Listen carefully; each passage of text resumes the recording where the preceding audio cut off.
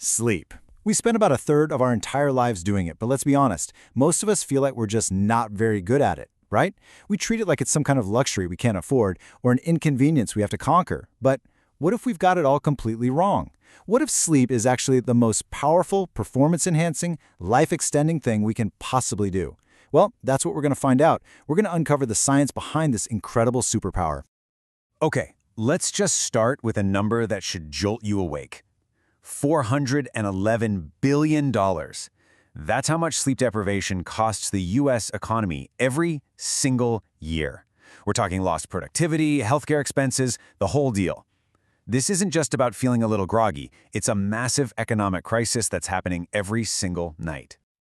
And the cost to you personally, it's just as shocking. Get this, after just 19 hours of being awake, your brain is as impaired as someone who's legally drunk. Seriously, your reaction time, your judgment, your ability to make good decisions, it all goes right out the window.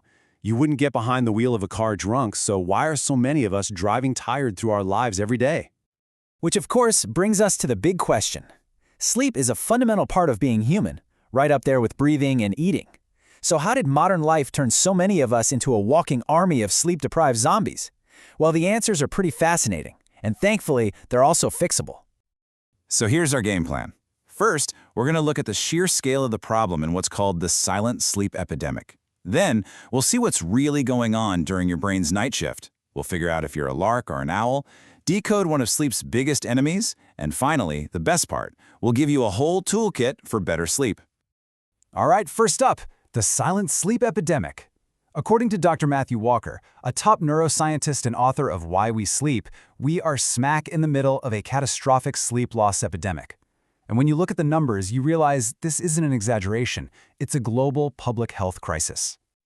Just take a look at these stats. In developed nations, we're talking about almost 800 million people who aren't getting enough sleep every week. And if you're an adult getting less than 6 hours a night, your risk of having a heart attack or stroke literally doubles. It goes up by 200%. And on our roads, a mind-boggling 1.2 million car accidents in the US every year are caused by someone being too sleepy to drive. This isn't just about feeling tired, you guys. For a lot of people, this is truly a matter of life and death. Okay, so if losing sleep is so dangerous, what is actually supposed to be happening when our heads hit the pillow? Well, it's not a passive state at all. Your brain doesn't just switch off. In fact, it's clocking in for one of its most important jobs. Welcome to your brain's night shift.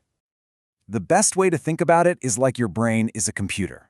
All day long, you're opening new tabs, downloading information, running all these programs. Well, sleep is the nightly maintenance crew. It's when your brain gets to work clearing out the clutter, strengthening the important files, and saving all the key memories to your long-term storage. If you skip that process, your hard drive gets full, and trying to learn anything new becomes almost impossible. And this whole maintenance routine happens in cycles, moving through 4 different stages. First, you kind of drift off in the light stages. But stage 3, that's the deep, slow-wave sleep, that's the real magic for your body. It's where you get most of your physical repairs done. Then you transition into REM sleep. That's when you have those vivid dreams. And it's basically overnight therapy for your brain, helping you process emotions and lock in all those memories. Your brain needs to go through these cycles multiple times every single night to get all the benefits. So, have you ever wondered why your friend can bounce out of bed at 5 a.m. ready to go while you feel like your brain doesn't even turn on until midnight? Well, the answer isn't about laziness or willpower. It's about your chronotype. And it's literally written in your DNA.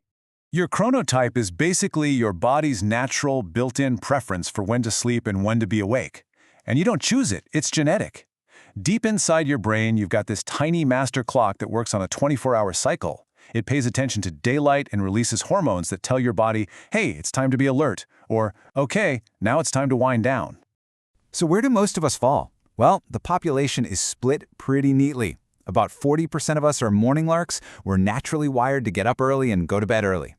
Then you've got the night owls, about 30% of us, who are the opposite. And the last 30% are somewhere in between. And it's really important to know, one isn't better than the other, they're just different. But these differences have some pretty big real-world effects. Morning larks, for example, tend to do really well in the standard 9 to 5 world, and some studies even link them to being happier and having a lower risk of depression. Night owls, on the other hand, often score higher on creativity tests, but they can really struggle with something called social jet lag, which is that constant feeling of being out of sync with society's schedule. And that can actually lead to some serious health problems. So, whether you're a lark, an owl, or something in between, our modern world is absolutely filled with traps that are designed to wreck our sleep. So let's decode the #1 enemy of good rest. Yep, caffeine. We just think of it as our friendly morning pick-me-up. But scientifically speaking, it is a powerful psychoactive drug. It works by literally blocking the signals in your brain that tell you you're tired. There's a chemical called adenosine that builds up all day long, creating sleep pressure.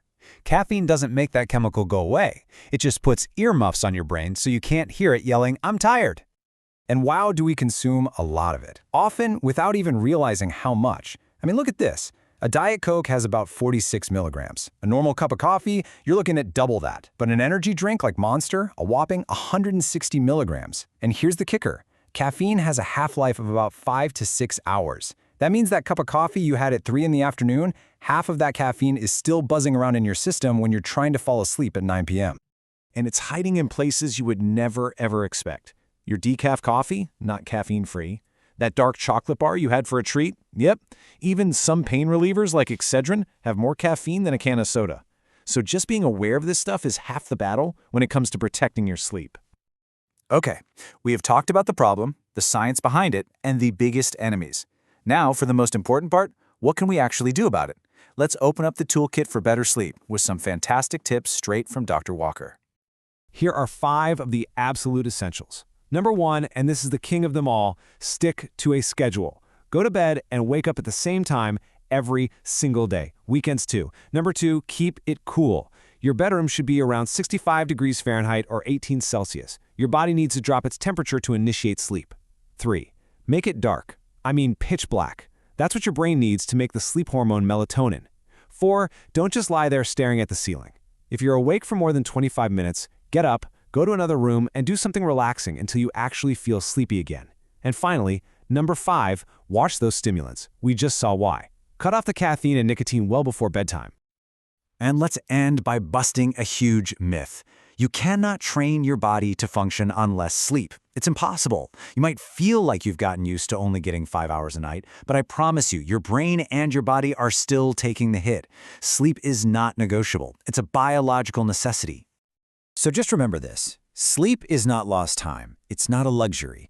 It is the very foundation of your physical health, your mental sharpness, and your emotional stability. It is, without a doubt, your personal superpower.